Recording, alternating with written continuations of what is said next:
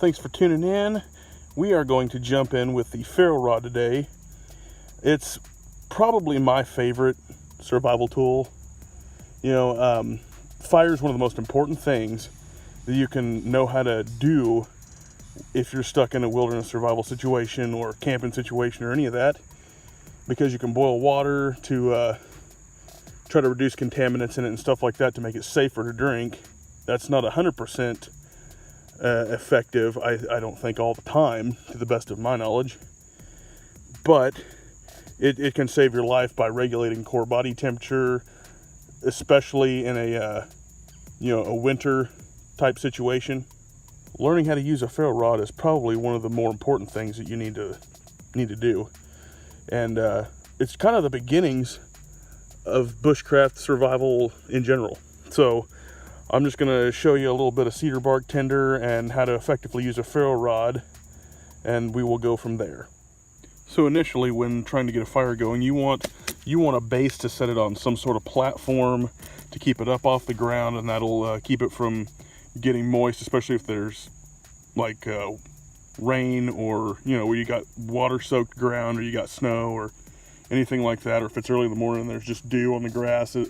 It helps against moisture, so if you've got like something that you can make a dry platform, whether you've batoned or whatever, then that will aid you in an effective fire. So then you just scrape off from like a cedar tree some bark, and you want it to be kind of aerated. You want this to be spread out to where it has room to breathe, because it's combustion requires oxygen. So you want something that's pretty well aerated and not just a tight condensed clump. Once you've got it on your platform and you've got your tinder for ignition, a lot of people want to take the and it can be done. It's not my preferred method, but it is a method that people use, where they just kind of, which this is a new ferro rod, so it's kind of got that slick coating, so I might have to, and this might strike off initially just doing the drag and pull, but that is not my thing. So you're going to want to press this into your tinder bundle to get a good strike off of it.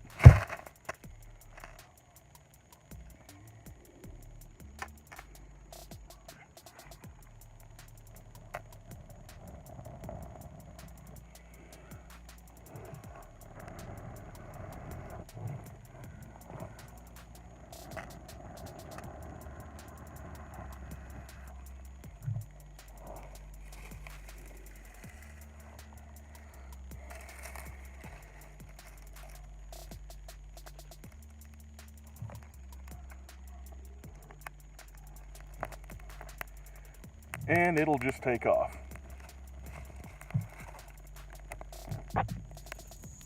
So initially that smoldered just a tad.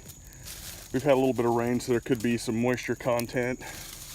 It didn't really feel very moist. And when you're adding stuff to your fire, you want it to like snap off. That didn't snap off very good, but in general, you want that snap to go, because that's when you know that it's dry. I'm just gonna start laying stuff across it without compressing it down.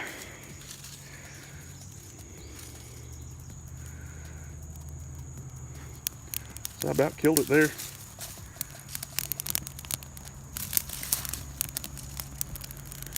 You just keep building up with small stuff and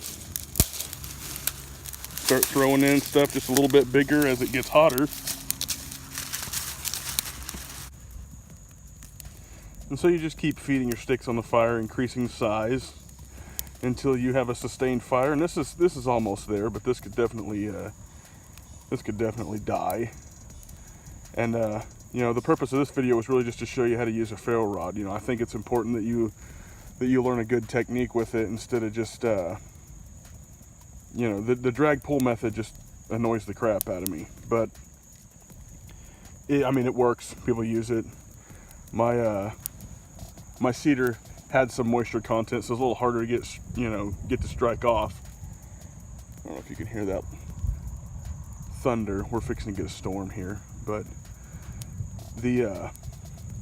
I think it's important to have a good tinder bundle, and then press the ferro rod into it without compressing the bundle, and removing the air pockets that are going to give it the ability to breathe.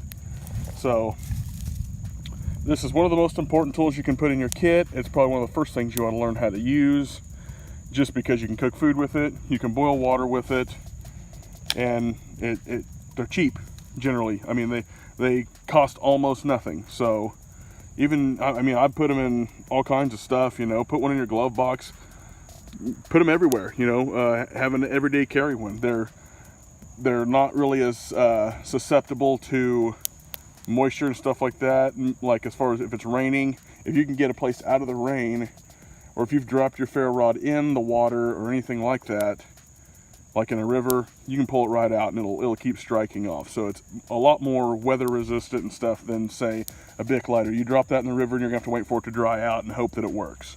A ferro rod is going to work if you got something you can, you know, cause it to strike off. You can use a piece of glass with a sharp edge. You can use kind of a rock that has a more ceramic makeup, like chert or flint, something like that. Because they market these things as a flint striker, and it's not flint at all. This is a metal compound. This is not flint at all. There's nothing flint in this. So, you know, that's just something, you know, when people talk about a flint striker or anything like that, there's no flint in it. But I think if you're wanting to get involved in bushcraft and survival stuff, learning a decent fire method, preferably a ferro rod, is probably the place you should start. Is get a good knife, a good fixed blade knife, and I don't prefer the serration, but anyway, it's good for getting tinder bundles and stuff off of cedar trees and making like good shavings for, you know, getting a fire going. As you can see, this one's burning up pretty quick because I didn't use a whole lot of bigger stuff, because I'm not gonna, after this video is over, I'm not gonna continue with this fire. I just wanted to show the way I use a ferro rod, and if you have any questions or anything like that, you can message the page, or if you live in Southwest Missouri, you know, we can get together and go do something, and I can teach you some fire making stuff. And I wasn't filming with a tripod, so I just kind of got scenes after scene here. It wasn't a continuous shot, but definitely get a ferro rod, try it out. These things are awesome, and they're just fun. They're just fun in general. This one came out of the Schrade axe that I had. Come out of the handle of that, which you've seen in other videos. And I just used the SOG Seal Pup Elite. This is one of them Seal Pup jobs, and there'll be a review coming up on this. But I just wanted to put a video out and yammer a little bit and talk. So yeah, just check out some ferro rods, and some of them work better than others. I like the Coghlan's ones. This one was the Schrade job, obviously, but go check them out. They're cheap, they're fun, and you can sustain your core body temperature using fire, and it's just a way better method than a lighter, in my opinion. So thanks for watching, and hope you dudes have a good day.